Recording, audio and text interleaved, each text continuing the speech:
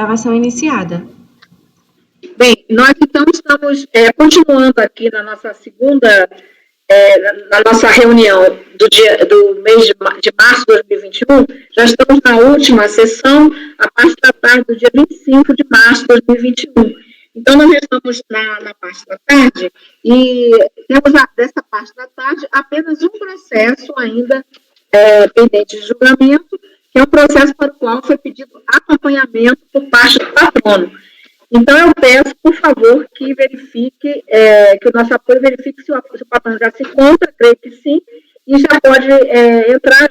Nós estamos preocupados até porque hoje é um dia muito instável para a nossa plataforma aqui que nós utilizamos, e aí estamos querendo muito que ele consiga entrar, mas a gente não tem certeza porque já temos uma conselheira tentando entrar sem conseguir. Mas ok, eu presidente, para a convocação. Obrigada. Bom, então eu vou agora aproveitar para apresentar aqui nosso colegiado, que está completo, salvo pela conselheira Narcisa, que está tentando ainda voltar, porque nós estamos, como eu já falei aqui, com essa instabilidade hoje. Conselheiro Mário. Boa tarde a todos. Conselheiro Pedro Paulo. Boa tarde. Conselheiro João Vitor. Boa tarde. Conselheiro Maurício. Boa tarde. Conselheiro Marcelo. Boa tarde. Conselheira Rita. Boa tarde. Eu, conselheira Maria Helena, que estou presidindo o julgamento, então nós vamos agora, o patrono conseguiu entrar, nós estamos com uma, é muito bom ver que você conseguiu entrar, porque nós estamos com uma instabilidade hoje na nossa plataforma. Então, nós vamos ter a sustentação oral aí, acompanhamento por parte do doutor Yuri Pereira Lomar. É um recurso de relatoria do conselheiro Pedro Paulo, número 82. Eu acho que o patrono caiu. Do mesmo jeito, Ana Cecília. Sim, menos com o negocinho cinza, né? Ainda estava cinza, agora ficou vermelho. O processo é Ingram Micro Brasil Limitada. Nós já tínhamos, o patrono já tinha adentrado e nós não conseguimos, agora o patrono saiu, acho que não está conseguindo entrar. Conselheiro Narcisa também não está. Você pode verificar o que pode estar acontecendo, por favor? Apoio o patrono? Conselheira Narcisa conseguiu entrar pelo celular. Presidente, vou verificar. Tá. E qualquer coisa, a Tainá pode também dar a possibilidade do celular, né, para o patrono, se for o caso, se não conseguir. Eu acho que vai ficar do mesmo jeito. Ana Cecília, você conseguiu pelo celular, né? Foi, só pelo celular. Pelo computador não dá certo. Vocês aparecem só as iniciais, mais a telinha preta, mas eu não ouvia nem via ninguém. Ah, sim, felizmente. Conseguiu chegar ao patrono. Então, agora também chegou a conselheira Ana Cecília, felizmente. Estamos, então, com o colegiado completo. Vamos, então, ao julgamento desse processo número 82 da pauta, recorrente da Fazenda Nacional, interessado em Ingram Micro Brasil Limitada, relatoria do conselheiro Pedro Paulo. Eu fui o relatório, presidente. Eu já advirto que esse processo ele é um pouco atípico, assim, meio fora do comum. Aí eu trago naturalmente uma solução aqui, mas serão bem-vindos algumas... Um monte de gente já apagou aqui da minha tela, não sei o que foi que houve. Não, você está aí, está tranquilo. Então eu vou ao relatório aqui. Então, assim, cuida-se de recurso especial da Procuradoria, interposto contra o acórdão tal. Aí eu transcrevo a emenda e o dispositivo. A Fazenda Nacional interpôs embargos declaratórios, os quais questionaram o fato não apreciado pelo colegiado de que haveria uma ação judicial, que é uma ação ordinária, um processo tal, que tem por objeto a validade ou pedido de nulidade da NFLD em discussão neste processo. Os embargos foram conhecidos, porém rejeitados, sob o fundamento de que não continha nenhum dos requisitos de sua admissibilidade. Aí eu cito o acordo de embargos e transcrevo, então, a ementa aqui do acordo de embargos. A Fazenda Nacional interpôs, então, novos embargos declaratórios, agora em face do acordo de embargos, os quais foram rejeitados nos termos do acordo de embargos número tal, que eu também transcrevo a ementa desse acordo de embargos. Aí a Fazenda Nacional interpôs novos embargos, agora em face do acordo de embargos tais, em cima, né, os quais, todavia, foram rejeitados ainda em sede de exame preliminar de admissibilidade. O recurso visa discutir as seguintes matérias: a. Concomitância do processo administrativo com ação judicial de idêntico objeto, e b. Ofensa à inércia de jurisdição, duplo grau de jurisdição, pressupõe a apresentação de recurso. Em exame preliminar de admissibilidade, o presidente deu seguimento ao apelo. Em suas razões, a Fazenda Nacional aduz, em síntese, quanto à primeira matéria, a concomitância, que, diferentemente do que afirma o recorrido, quanto à economia processual, a verdadeira economia processual está no não conhecimento do recurso, diante da concomitância, que a jurisprudência do CARF a respeito já está consolidada na súmula CARF número 1. E o acordo recorrido incide uma ofensa ao artigo 72 do LICARF.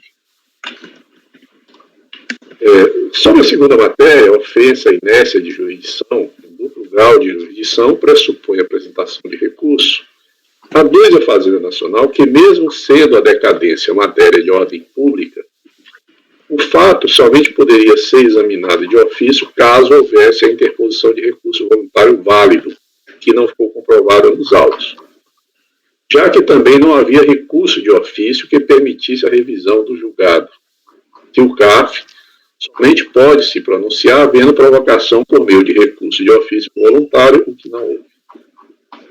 Cientificado do acordo de embargo do recurso especial em data tal, o contribuinte apresentou as contra-razões de folhas tais e seguintes, nas quais propugna inicialmente pelo não conhecimento do recurso especial, por ausência de identidade fática com os paradigmas. Diz que o primeiro paradigma, acórdão 201 tal, não versa sobre contribuições sociais previdenciárias ou sobre matéria de ordem pública, mas de pedido de compensação de crédito de IPI, portanto, não haveria identidade fática entre os julgados. Que, por se tratar de matéria de ordem pública, a decadência deve ser declarada de ofício, que nesse sentido é o acórdão número tal. Que referido paradigma não possui qualquer semelhança fática com o presente caso. E o terceiro acórdão paradigma também não deve ser considerado, que o referido acórdão versa sobre matéria preclusa, não tratada pela parte em sua defesa, que não houve interposição de recurso de ofício. É o relatório, presidente. Vou ao voto? Não, vai ter só acompanhamento. Só um minutinho, Pedro. Não, vai ser só acompanhamento, né? Então, se tem alguma questão, não há recurso, não foi interposto recurso voluntário, certo? É isso? Isso não está sendo controvertido, porque na segunda matéria essa discussão. Mas só adiantando, na verdade, é que embora tenha uma peça que tenha sido chamada de recurso voluntário, essa peça era apenas o contrato social da empresa, certo? E aí a Câmara Baixa tomou conhecimento de um suposto recurso, certo? E conheceu de ofício da decadência. Na verdade, esse é o fato, certo? Mas não existe recurso? Não existe uma peça recurso. Existe uma peça que foi apresentada, né, juntada como recurso voluntário, mas na verdade é o contrato social da empresa. Isso poderá ser ou não problema de acordo com o desdobramento que a gente vai ter aqui. Aí eu vou ao voto, presidente. Como eu disse, o processo é estranho, certo? O recurso foi interposto tempestivamente. Quanto aos demais pressupostos de admissibilidade, diante das contrarrazões apresentadas, examino detidamente a questão. Sobre a primeira matéria, concomitância, a Fazenda Nacional indicou como paradigma o Acordo 201/76/219, que sustenta a tese de que, no caso de concomitância de processo administrativo e judicial, o não conhecimento do recurso privilegia a economia processual. Vejamos a ementa do julgado. Até o julgado fala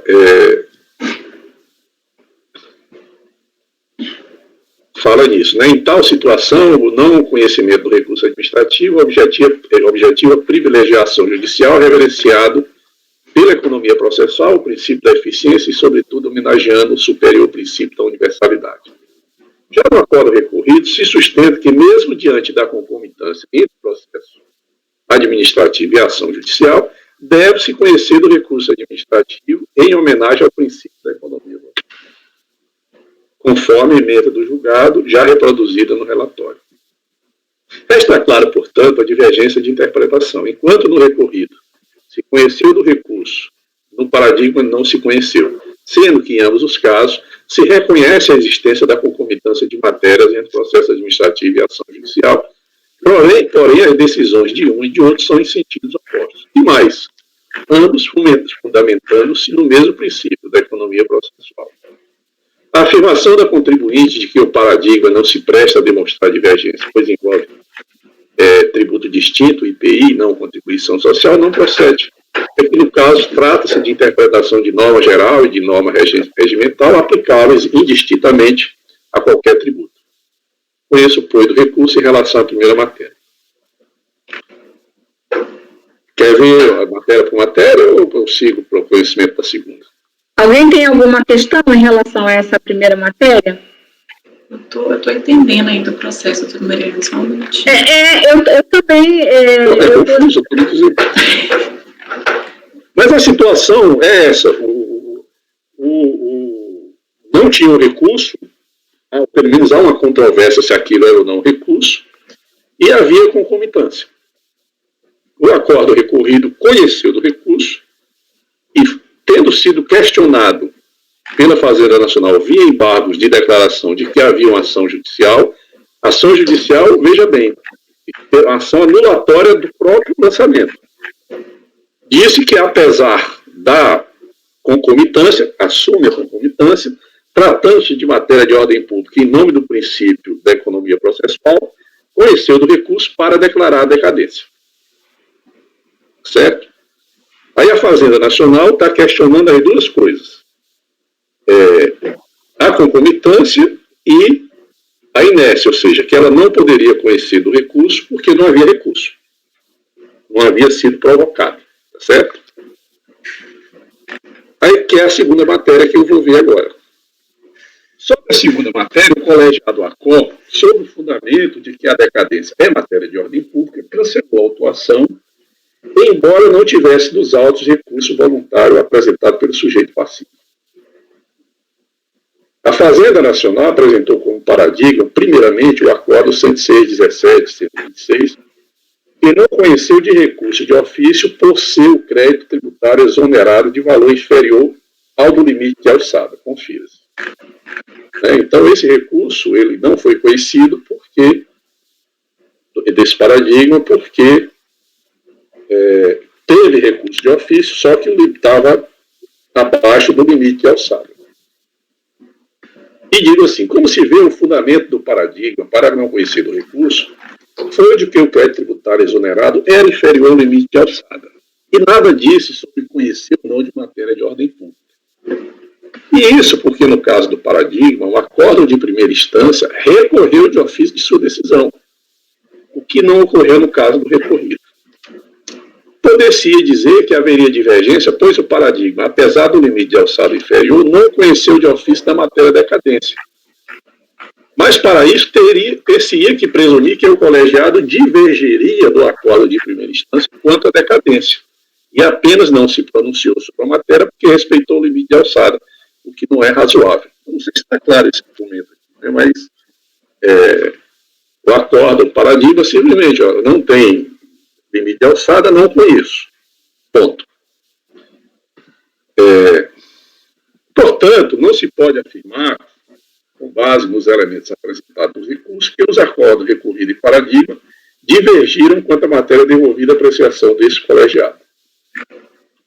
Em relação ao segundo paradigma, acórdão 0201-896, trata-se de acórdão de recurso especial por contrariedade à lei e às provas dos autos. Que é o recurso da Procuradoria, evidentemente, em que se decidiu que o acórdão, então, combatido não poderia ter declarado a nulidade do auto de infração com base no fundamento da falta de motivação, alegação não trazida no recurso voluntário, que pediu a declaração da nulidade, mas com base em outro fundamento. E aí eu transcrevo a emenda com esse seguinte trecho em destaque. O acordo que esta petita e contrariamente às provas dos autos, declara a nulidade da autuação por falta de motivação. Então, o fundamento aqui do acordo foi que a decisão foi contrária à prova dos autos, né? É um recurso por contrariedade à lei e à prova dos autos. Veja bem. Note que a decisão refere-se especificamente ao fundamento da decisão que declarou a nulidade, falta de motivação. E o faz por duas razões. Porque o recurso voluntário declarou a nulidade por outro motivo que não esse, caracterizando a decisão extrapetista, e B, porque analisando o mérito, o colegiado concluiu que o auto de infração fora devidamente motivado. Confira-se trecho do voto condutor. E aí eu leio só essa parte em destaque. Portanto, está claro que o acórdão violou a lei e as provas dos autos ao conceder a nulidade do auto de infração numa situação em que está provada a não ocorrência das razões que deram aso à declaração de nulidade. E aí eu concluo. Como se vê, o paradigma sustenta, mesmo até repetindo, o paradigma sustenta a decisão no fato de que não se verificava a situação apontada no acordo para a declaração de nulidade. E não apenas no fato da decisão ser proferida extrapetista. Não se pode concluir dessa decisão que o colegiado teria decidido da mesma forma, caso concordasse a respeito da ausência de motivação do lançamento. Isto é, não se pode afirmar que o paradigma reprovaria a declaração da nulidade caso concordasse com a ausência de motivação, ainda que a matéria não tivesse sido arguída no recurso voluntário. Portanto, entendo que esse acordo também não se presta a demonstrar divergência. Eu estou conhecendo do recurso apenas em relação à matéria concomitância. Bom, pelo que eu entendi, Pedro Paulo, só me esclarece se eu estiver enganada. No caso do acórdão recorrido, foi proferido um acórdão que não tinha recurso voluntário, certo? Não tinha recurso voluntário. Realmente não tinha uma peça recurso voluntário, não tinha nenhuma alegação de defesa. Sim, a única peça era o contrato social da empresa. O contrato social. O erro aí, eu acho que eu estava olhando ali, a delegacia que achou, sei lá, que aquilo ali era um recurso, e falou, vai o recurso aqui, e todo mundo foi nessa, que aquela lista seria um recurso. E aí, realmente, não teria como a Fazenda ter, eu acho que não se profere acórdão quando não se tem um recurso, né? Então, não é alguma coisa que se devolve por despacho, né? Então, acho que era impossível, né? Eu acho, ter um paradigma. Eu acho impossível, porque aí não tem, não se... Eu só adiantando, essa solução, na verdade, resolve o processo por uma razão simples. Que aí vamos ao mérito, certo? Porque, na verdade, uma matéria é prejudicial à outra aqui, no caso, inclusive, tá certo? Porque no mérito, o que eu vou dizer no mérito aqui? Quanto ao mérito sobre a economia, quanto ao mérito sobre a concomitância, o fato da concomitância entre os objetos do processo administrativo e da ação judicial é inequívoco. Aliás, é conhecido pelo próprio acordo recorrido. A ação judicial visava precisamente a declaração da nulidade da NFLD, número tal, que é a mesma deste processo. O fundamento da decisão de conhecer do recurso não foi a constatação da ausência de concomitância, mas o entendimento de que dever-se-ia conhecer do recurso e declarar a decadência em nome do princípio da economia processual, apesar da concomitância. Foi isso que foi decidido no acordo, inclusive no acordo de embargos.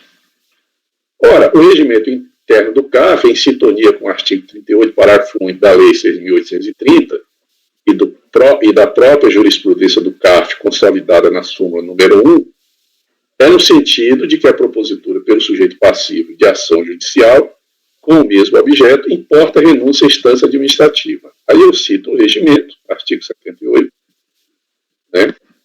E essa decisão é posterior a esse regimento. E cito também a súmula CAF. E digo, sem muitas delongas, não poderia o colegiado recorrido avançar no conhecimento e exame de uma matéria em afronta à lei, ao regimento interno e à súmula vinculante do CAF.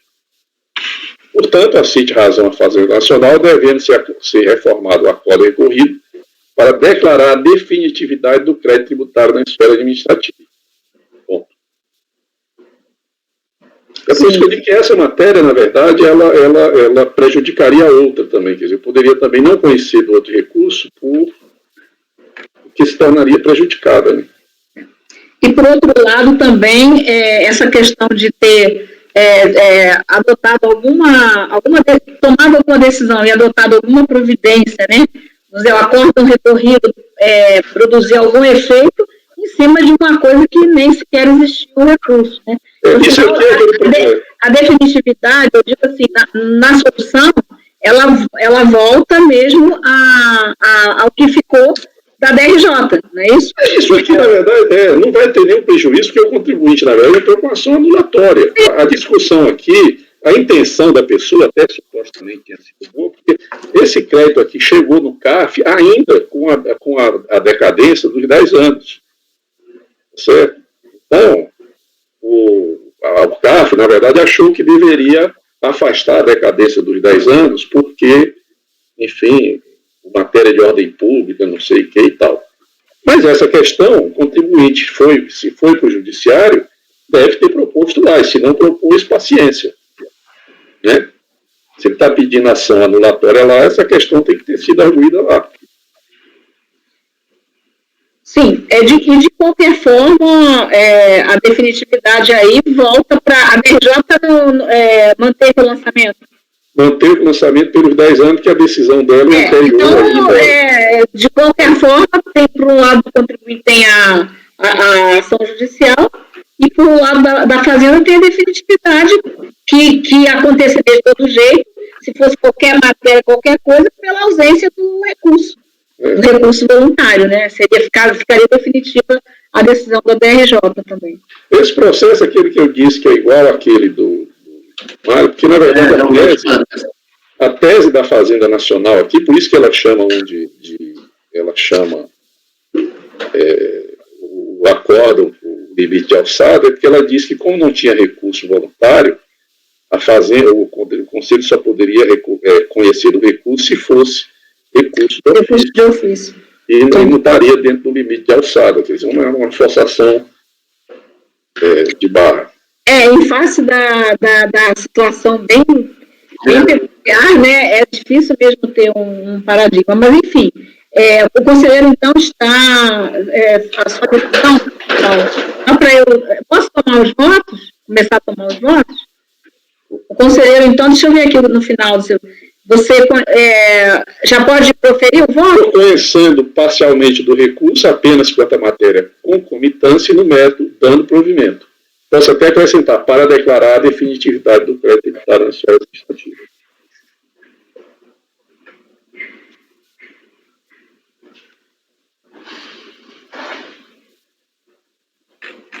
Só anotar aqui.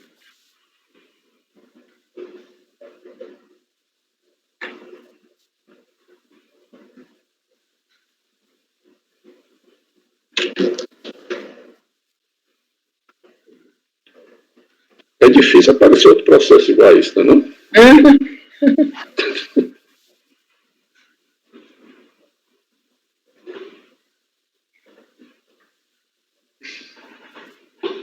Eu estou terminando aqui para... Eu tenho já o modelo aqui, presidente, se quiser. Depois, né, que a gente terminar. Sim.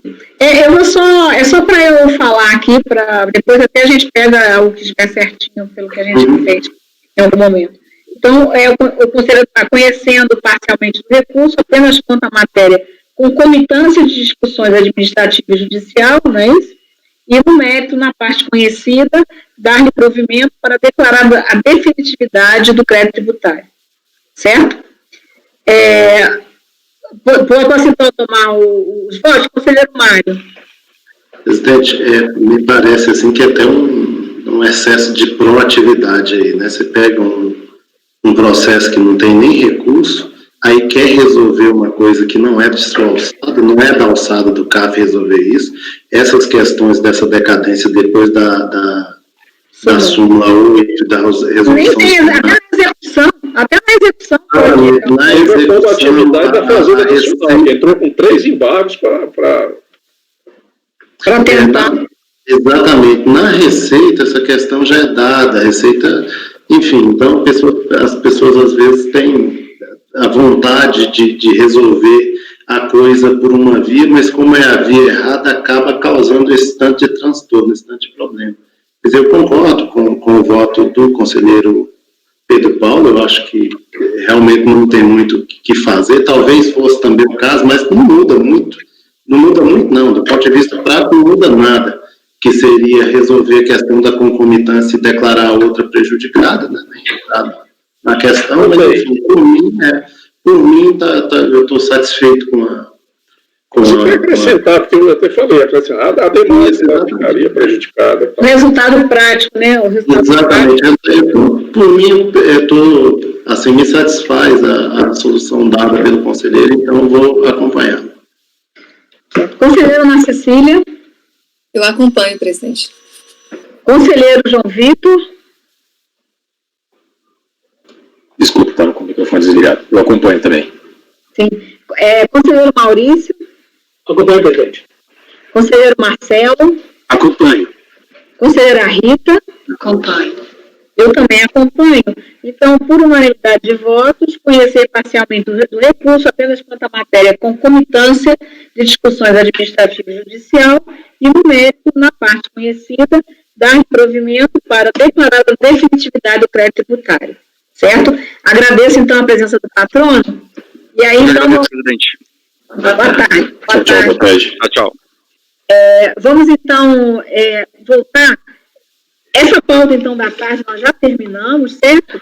E aí, ficamos com alguma pendência na parte da manhã, não é isso? Presidente? Sim. Eu peço licença, eu vou ter que me retirar. A Procuradoria tinha marcado uma reunião às 15 horas, eu achei que ia dar certo. Iria, né?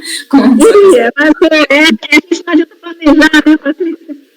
Não, mas não tem problema, só que eu vou me retirar então e a gente se encontra mês que vem. Obrigada a todos, fiquem bem. Obrigada pela presença e será sempre bem-vindo aqui. Bom fim de semana, então. Bom fim de semana, bom mês, fiquem bem. Você também. Amém. Tchau. Bem, então agora, meus cabos aí, verifiquem se tem alguma coisa aí para trás, por favor. Mas a gente viu... Mas estão 77 mil ainda, né? Isso, Só falta 20 ou 77, né? Isso, exatamente. Então, nós já estávamos seguindo aqui, julgamos aqueles do conselheiro Mário, né?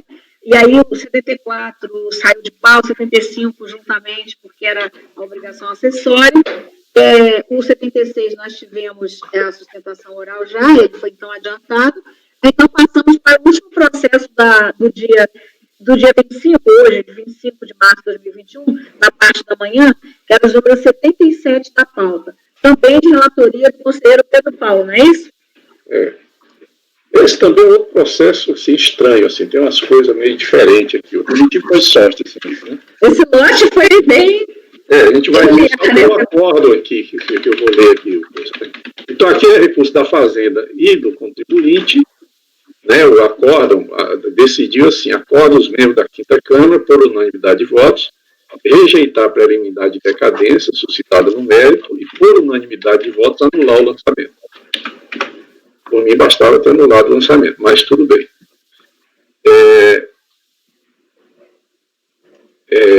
Essa nulidade foi por causa de irregularidade no MPF, tá certo?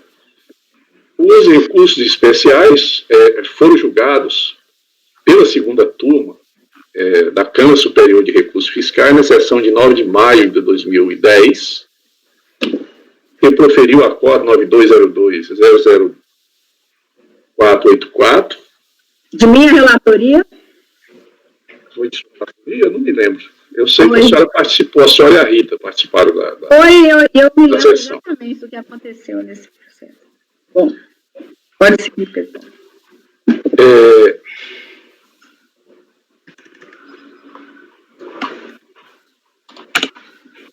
Não, foi primeiro julgado. Depois é que os embargos, eu acho que foi o meu, eu fui relatora, exatamente.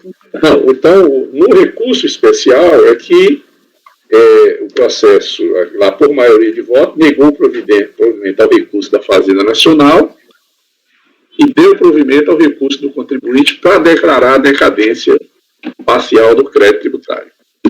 A Fazenda Nacional interpôs embargos declaratórios em face dessa decisão, né, da Câmara Superior, os quais foram acolhidos, proferindo seu acordo de embargos número 9202, tal, que esse é que eu acho que a senhora foi a relatora. Sim. Que decidiu, assim, acolher os embargos de declaração com efeitos infringentes para anular o acordo embargado e determinar a análise de admissibilidade do recurso do sujeito passivo e posterior retorno à Câmara Superior de Recursos Fiscais para apreciação. Certo? O que aconteceu é que o recurso especial do contribuinte não tinha sido submetido ao exame prévio de admissibilidade. Né? Subiu direto e a Câmara Superior conheceu.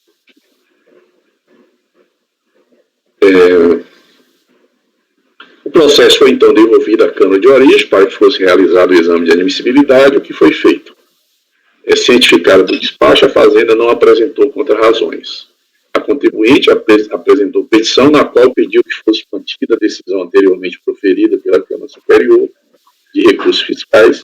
Em despacho, a presidente da Câmara Superior não conheceu do pedido, determinando mesmo que o mesmo fosse juntado ao processo como memoriais. O processo foi devolvido, então, a essa Câmara para novo julgamento. O recurso especial da Procuradoria visa rediscutir a seguinte matéria: ausência de MPF, unidade do lançamento. Foi dado seguimento, em exame preliminar, em suas razões, a Fazenda Nacional aduz em síntese que o mandado de procedimento fiscal é um instrumento de controle interno da administração tributária, e tanto é assim que não tem previsão em lei, mas em ato normativo. Que a ausência ou eventual irregularidade no MPF não enseja a nulidade da ação fiscal ou do lançamento dele decorrente, que no caso a falta de emissão prévia do MPF não resultou em desatendimento de qualquer garantia do autuado, que teve plenamente assegurado seu direito ao contraditório e ampla defesa. E, ademais, no presente caso, a NFLD debicad tal foi formalizada em substituição ao NFLD debicad tal, cuja nulidade foi pronunciada pela decisão de notificação número tal, que o crédito apurado nessa NFLD é em tudo igual à NFLD anterior, que a presente autuação foi realizada como revisão interna, porquanto a fiscalização já dispunha de todos os elementos necessários à realização do lançamento. Esse fato, na verdade, esse lançamento aqui, ele foi a repetição de um lançamento anterior anulado por vício formal. O contribuinte apresentou contrarrazões, nas quais defende a manutenção do recorrido quanto a esse ponto, com base em síntese nas suas próprias considerações. Né? O recurso especial do contribuinte visa discutir a decadência. O contribuinte defende que o prazo decadencial deve ser aferido com base no artigo 150, parágrafo 4º, afastando-se o artigo 45 da Lei 8.212 de 1991, declarado inconstitucional. Aqui, da mesma forma, o processo subiu para o CAF, ainda sem se afastar da decadência do artigo 45. Então, eu passo ao exame do mérito, ao voto. Posso? Sim. Começo pelo recurso da Procuradoria. O recurso é tempestivo e atende aos demais pressupostos da admissibilidade. Então, não há questionamento quanto a isso. Quanto ao mérito, a situação analisada envolve a realização de lançamento substitutivo de lançamento anterior anulado por vício formal por alegada irregularidade na emissão do mandado de procedimento fiscal. Aqui eu tenho direito para dar uma redundância, parece que o anterior é que foi anulado. Não, esse é que foi anulado por irregularidade no MPF. No caso, foi emitido o MPF, o qual foi encaminhado e recebido pelo contribuinte juntamente com o auto de infração. A seguir, trecho do voto condutor do recorrido, na parte que trata da nulidade do lançamento. Diz assim no recorrido: a fiscalização teve por objeto realizar novo lançamento em substituição àquele anulado por decisão administrativa ou judicial por vício formal. Ressalto que esta situação não deve ser confundida com a revisão de ofício do lançamento prevista no artigo 149. Esse procedimento está previsto na legislação. Portanto, está claro que a instauração do procedimento de fiscalização e a ciência no início do procedimento fiscal da emissão do MPF são exigências da legislação. Assim, o processo deve ser anulado pelo fundamento de ter sido omitido um ato previsto na legislação. Por fim, a presente decisão não se encontra revestida das formalidades legais, tendo sido lavrada em desacordo com os dispositivos legais e normativos que disciplinam o assunto. Como consequência, voto por anular o processo. Pois bem, este colegiado já enfrentou esta matéria em diversas oportunidades, tendo firmado uma jurisprudência no sentido de que eventuais irregularidades atinentes ao MPF, por si sós, não induzem a nulidade do processo administrativo fiscal. Veja-se, por exemplo, o acordo tal, que foi de relatoria da conselheira Ana Cecília, e aí eu cito a ementa do julgado, um julgado de 2019. Essa posição baseia-se na compreensão de que, embora prevista na legislação, a emissão do mandado de procedimento fiscal visa controle e a segurança da atividade, não sendo um instrumento limitador da competência do agente fiscalizador, de modo que falhas na emissão do MPF, mesmo a sua ausência, não maculam por si só a rigidez do lançamento fiscal decorrente da omissão fiscal, quando a omissão ou erro for mera falha formal. No presente caso, com mais razão ainda,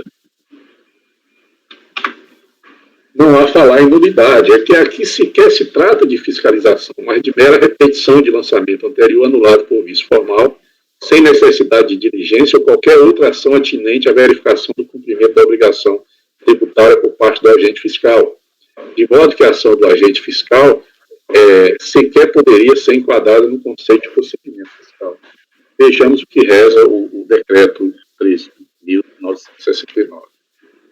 Esse decreto ele define que é necessário o mandado de MPF para procedimento fiscal e diz o que é um procedimento fiscal. Tem procedimento fiscal de fiscalização, MPF de fiscalização e MPF de diligência.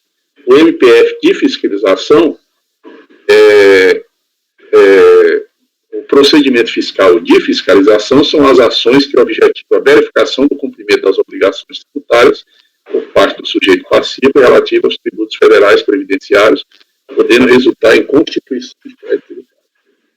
É fácil perceber que a emissão da NFLD com mera repetição da autuação anterior não constitui procedimento fiscal conforme definido na norma.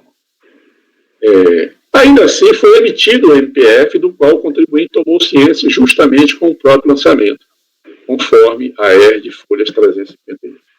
Aqui o fiscal repetiu o lançamento, emitiu o MPF, juntou os dois e mandou o contribuinte. Assiste razão a Fazenda Nacional, portanto, Fazenda Nacional, que afasta a nulidade do lançamento e a consequente necessidade de devolução dos autos à instância qual para análise das demais questões. Outro recurso especial do contribuinte, verifica de plano que, embora o contribuinte tenha arguído a decadência do recurso voluntário, em razão da declaração de nulidade do lançamento, a matéria não foi apreciada pelo colegiado ACOP, que, pela mesma razão, também não apreciou o mérito do lançamento. Isso é facilmente constatável na leitura do conciso voto condutor do julgado, que tratou apenas do prazo para a repetição do lançamento, em razão da declaração de nulidade do lançamento anterior. Vejamos. é um voto bem conciso, aí eu transcrevo aqui tudo que o voto diz a respeito do... A fiscalização teve por objeto realizar novo lançamento em substituição aqui anulado por decisão administrativa ou judicial por vício formal. Ressalte-se que esta situação não deve ser confundida com a revisão de ofício do lançamento previsto no artigo 149 do CPN. Este procedimento está previsto na legislação. A decisão de anular o lançamento fiscal por vício formal, também conhecida como decadência processual, desconstitui o crédito sem conhecer o mérito. Isso é tudo que o voto fala a respeito de decadência. Nada disse sobre a regra de contagem do prazo decadencial, se o artigo 45 da Lei 8.212, o 150, parágrafo 4 do CTN ou o 173 do CTN. Incide, no caso, portanto, a regra do artigo 67, parágrafo 5º do RICAF, aprovada pela portaria 343, que trata do pré-questionamento. Falta, portanto, um requisito fundamental de admissibilidade do recurso, que é o pré-questionamento, pela simples razão de que não se pode afirmar que houve divergência de interpretação entre o julgado recorrido e paradigma, quando um deles, no caso o recorrido, não expressou nenhum entendimento sobre a matéria. Diga-se por oportuno que isso não significa em absoluto que a matéria não será apreciada pelo CARF. É que, com o provimento do recurso da Fazenda Nacional, como o provimento do recurso da Fazenda Nacional implica na devolução dos autos à instância à COP, é lá que deverá ser apreciada a remissão em decadência. Antes exposto, conheço do recurso da Fazenda Nacional e no mérito do provimento, com a devolução dos autos à instância de origem para apreciação das demais matérias, das demais questões, né, que a gente tem, do recurso. E não conheço do recurso especial do contribuinte. Bom, então vamos julgar primeiro o da Fazenda? O da Fazenda é o da nulidade, né, que é o mais abrangente, não é isso? Pelo menos assim, tanto é assim que vai voltar, se for essa decisão, vai voltar para inclusive a decadência, né? Inclusive a decadência. Tá. Então, vamos começar pelo recurso o resto da PGFN, né, o 77 da pauta, o resto das duas partes. Em relação ao recurso especial da PGFN, o conselheiro relator está conhecendo o recurso e tá, o provimento, que aí com esse provimento afasta a nulidade, né? Com retorno. O retorno. Eu vou falar assim, para afastar a nulidade, para poder falar do retorno, né? Com retorno ao colegiado recorrido, só para eu ler aqui, colegiado recorrido para apreciação das demais questões do recurso voluntário. Então, o relator, então, está votando por conhecer do recurso e dar-lhe provimento que afasta a nulidade, assim com retorno para as demais questões do recurso voluntário. Conselheiro Mário. Acompanho o relator, presidente. Conselheira Ana Cecília. Acompanho o relator. Conselheiro João Vitor. Acompanho o relator. Conselheiro Maurício. Acompanho, presidente. Conselheiro Marcelo. Acompanho. Conselheira Rita. Acompanho. Eu também acompanho. Então, no 77, ainda em relação ao recurso especial da Fazenda Nacional, por unanimidade de votos, conhecer do recurso e, no mérito, dar provimento para afastar a nulidade com retorno ao colegiado recorrido para apreciação das demais questões do recurso voluntário. Agora, então, vamos para o recurso especial do contribuinte, que o conselheiro já proferiu seu voto no sentido de não conhecer do recurso, não é isso? Conselheiro Pedro Paulo. Sim. Então, eu vou tomar os votos. Conselheiro Mário. Acompanho. Conselheira Ana Cecília. Acompanho. Conselheiro João Vitor. Acompanho, presidente. Conselheiro Maurício. Acompanho, presidente. Conselheiro Marcelo. Acompanho. Conselheira Rita. Acompanho. Eu também acompanho. Então, em relação ao recurso especial do contribuinte, por unanimidade de votos, não conhecer do recurso. E assim, e com isso, o recurso volta ao colegiado recorrido para apreciar as demais questões de recurso voluntário. Agora, então, pelo meu controle aqui, nós não temos mais nenhum processo, salvo aqueles número 20, não é isso? Do primeiro dia de julgamento nosso, né, do primeiro dia da nossa reunião, que foi dia 23 de março de 2021, era o número 20 da pauta, o último processo dessa pauta do primeiro dia, da parte da manhã. É de relatoria da conselheira Ana Cecília, não é isso? Deixa eu só apregoar aqui, voltar aqui para ele. Só um minuto.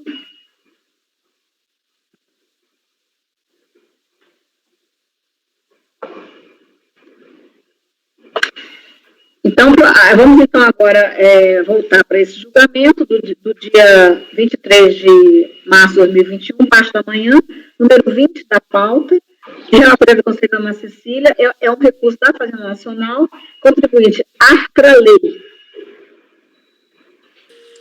Isso. Como já mencionou a presidente, o recurso foi interposto pela Procuradoria da Fazenda Nacional.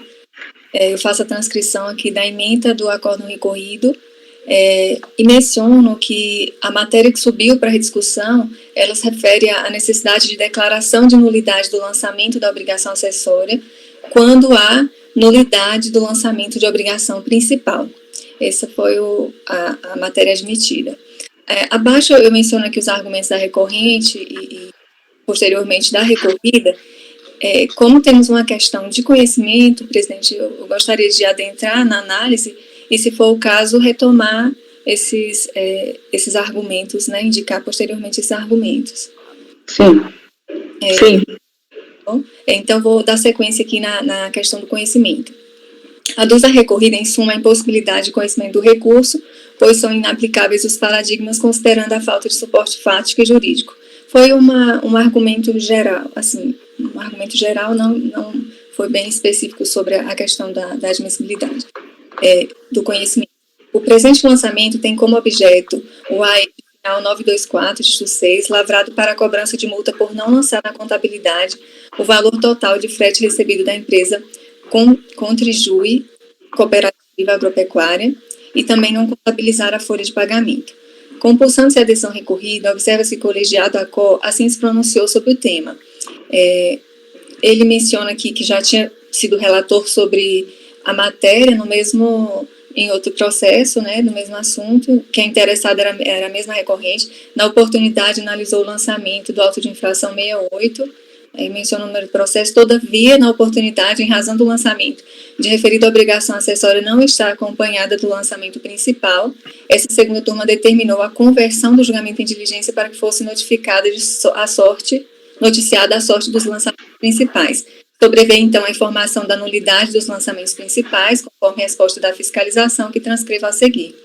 A informação trazida foi que houve uma nulidade, foi reconhecida em fase da decretação da nulidade de decisão final da DRJ, conforme o acórdão final 307, né? Menciona os números dos debicários, de obrigação principal, e a existência de nulidade. Logo, os lançamentos dos valores de contribuição incidentes sobre os valores de fretes das pessoas físicas requeridas no presente auto de infração e que não foram objeto de escrituração na contabilidade da recorrente não mais subsistem. E aí, considerando essa relação de dependência, o colegiado recorrido entendeu por anular o lançamento em razão da necessidade de reconhecimento da relação de acessoriedade existente entre o presente caso e os lançamentos indicados na informação fiscal supra, com determinação da baixa dos autos e apensamento aquelas NFLDs. Foi essa adesão recorrida. Então, assim, a conclusão, qual chegou o colegiado prolator da adesão recorrida, foi de que o reconhecimento da nulidade do lançamento, decorreu da constatação da relação de dependência entre a obrigação acessória, constante desses autos, e as obrigações principais que foram anuladas. Nota-se, conforme o relatório da fiscalização, que a obrigação acessória considerada descumprida foi a de deixar a empresa de lançar mensalmente em títulos próprios de sua contabilidade, de forma discriminada, os fatos geradores de todas as contribuições, o montante das quantias descontadas, as contribuições da empresa e os totais recolhidos conforme a Lei 8.212, artigo 32, inciso 2º, e 225, inciso 2º do regulamento. A fim de demonstrar a divergência, a Procuradoria indicou 2 paradigmas, que é o primeiro é esse de final 4647 e o segundo é o de final 019. Aí, eu vou, ao invés de fazer a leitura desses trechos que eu marquei, eu vou para a conclusão que eu extraio da análise existente entre o acórdão recorrida e os paradigmas. Com a análise dos paradigmas indicados, verifica-se a ausência de similitude fática entre tais julgados e o acórdão recorrido. O paradigma 2401.002.647 trata de auto de infração lavrado com fundamento na inobservância de obrigação tributária acessória prevista no 8.212, artigo 32, inciso 1º, e consiste na elaboração de folhas de pagamento dos segurados a serviço da empresa em desacordo com os padrões e normas estabelecidas pela Seguridade Social. Assim, clara distinção fática entre o acórdão recorrido e o acórdão mencionado é o acórdão recorrido, pois refere-se a obrigação acessória distinta e com diferente fundamento legal. Além disso, não se naqueles autos a repercussão do reconhecimento de nulidade dos processos principais nas obrigações acessórias, que é a questão central da matéria que se busca discutir no processo sob análise. Lá, a questão mais relevante com relação à acessoriedade entre a obrigação principal e a correlata acessória era mais com relação à aplicação da multa, se haveria uma dupla punibilidade, uma dupla penalidade. A discussão não era no mesmo sentido do que foi travado aqui, né, o acordo de recurso voluntário, que seria mais com relação aos efeitos da declaração de nulidade em obrigação principal.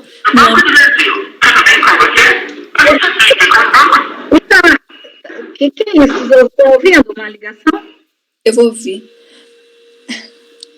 Aí, portanto, o paradigma não se mostra apto a demonstrar a divergência jurisprudencial suscitada, né, essa análise do primeiro paradigma. Com relação ao segundo, que é o de final 019, também não trata de questão semelhante à situação fática descrita nos autos, mas sim dos efeitos da isenção do pagamento da COFINS sobre a obrigação relativa à DCTF. Desse modo, embora os acordos paradigmas acidentalmente mencionem a interdependência da obrigação acessória com relação a uma obrigação principal, tratam de obrigações acessórias distintas e não enfrentam fatos semelhantes aos que são objeto dos autos em julgamento, razão pela qual não se identifica a divergência jurisprudencial suscitada.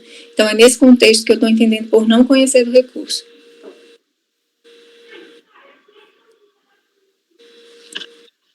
O processo aqui é o AI 34, não é isso? Aquele AI 34. E os paradigmas são de outras obrigações acessórias. De outras obrigações, e também não tratam de questão de nulidade, não, pelo que eu entendi. O primeiro trata de uma discussão sobre a existência de dupla penalidade, e o segundo, ele também não enfrenta, salvo engano, a questão da nulidade. Então, além de ser diferente o fundamento legal de cada obrigação acessória, tem também a matéria que eles enfrentam sob outra ótica, a questão da acessoriedade ou não da obrigação, é enfrentada de outra forma, não com relação à nulidade. E a acessoriedade também tem tudo a ver com que tipo de obrigação, né? Porque cada um faz um tratado sobre o tipo de obrigação acessória que ela não é atrelada à principal, não tem toda essa divergência até nisso, né? Bom, entendi. A conselheira, então, não está conhecendo do recurso, não é isso? Exato, presidente. Que é o número 20 da pauta. Conselheiro Mário. Eu acompanho a relatora, presidente. Conselheiro Pedro Paulo. Com a relatora, presidente. Conselheiro João Vitor. Eu acompanho a relatora. Conselheiro Maurício. Acompanho, presidente. Conselheiro Marcelo. Acompanho. Conselheira Rita. Eu também acompanho. Então, o número 20 da pauta, por unanimidade de votos, não conhecer do recurso. Não ficou nada mais para trás, não é isso? Não.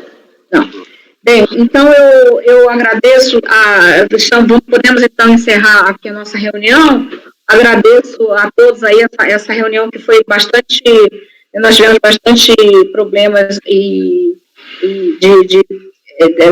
dessa parte técnica, mas tivemos tenacidade para continuar e conseguir encerrar a nossa reunião, inclusive com todas as participações dos patronos que foram solicitadas. Então, eu agradeço a todos a dedicação, a tenacidade, o profissionalismo e quero desejar para vocês tudo de bom, que se cuidem e até a nossa reunião de abril. Se alguém tem alguma coisa para colocar, ou, enfim. Então, agradeço muito ao nosso apoio também, né, sempre presente aí nos dando suporte, e tchau para todo mundo, se cuidem, saúde, até abril.